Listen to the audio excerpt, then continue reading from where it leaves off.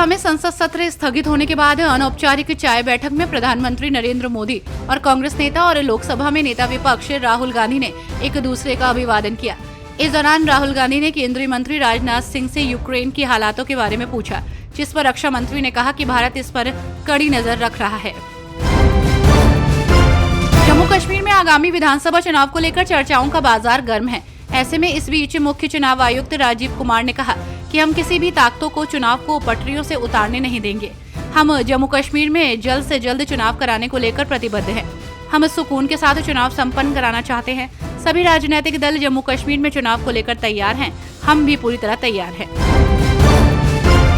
भारतीय महिला रेसलर विनेश फोगाट 100 ग्राम ज्यादा वजन होने के कारण पेरिस ओलंपिक 2024 से डिस्क्वालीफाई कर दी गई।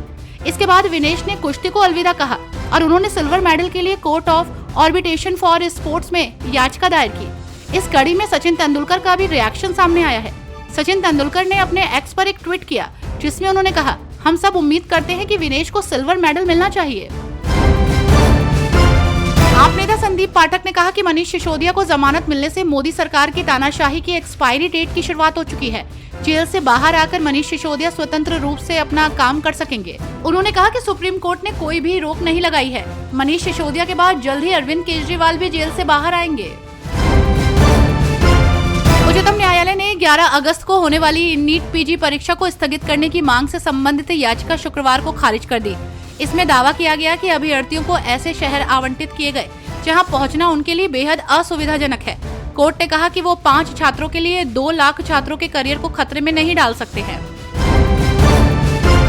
बिजली कटौती और पानी की समस्या को लेकर सड़क जाम कर प्रदर्शन करने के मामले में अपील खारिज होने के बाद आप सांसद संजय सिंह और सपा के पूर्व विधायक अनूप संडा ने समर्पण करने के लिए मौका मांगा। सांसद ने राज्यसभा सत्र चलने और पूर्व विधायक ने पत्नी के बीमार होने के आधार पर समर्पण के लिए अन्य तिथि नियत करने की मांग की। एमपी एमएलए की विशेष कोर्ट की प्रभारी एसीजेएम मुक्त त्यागी ने मामला पीठासीन अधिकारी के सामने पेश होने का आदेश दिया है। मनीष सिसोदिया की जमानत पर केंद्रीय मंत्री रामदास अठावले ने कहा कि जमानत मिली है, अच्छी बात है, लेकिन ईडी की जांच में सरकार का कोई संबंध नहीं है। मनीष सिसोदिया 17 महीने तक जेल में रहे, केजरीवाल को जमानत नहीं मिल रही है। इसका मतलब है कि मामले में दम है। ऐसा नहीं है कि जानबूझकर अन्याय किया गया।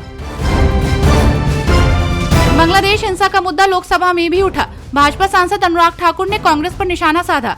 उन्होंने कहा कि कांग्रेस अध्यक्ष ने ट्वीट करके बांग्लादेश के अंतरिम सरकार के नए प्रधानमंत्री को बधाई दी, मगर हिंदुओं पर हो रही हिंसा का जिक्र नहीं किया। ठाकुर ने कहा कि कांग्रेस अध्यक्ष ने गाजा के बारे में बहुत कुछ बोला है, मगर बांग्लादेश पर क्या मजबूरी है।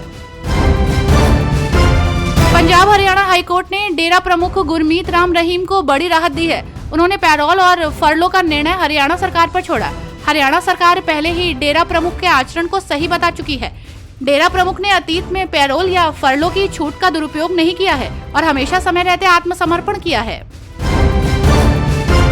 दिल्ली के पूर्व उप मुख्यमंत्री और आप नेता मनीष सिसोदिया को सुप्रीम कोर्ट से जमानत मिलने पर आम आदमी पार्टी की नेता प्रियंका कक्कड़ ने कहा कि देर शाम तक मनीष सिसोदिया जी हमारे बीच होंगे। 17 महीने उनको प्रताड़ित किया गया और उनके परिवार को प्रताड़ित किया गया।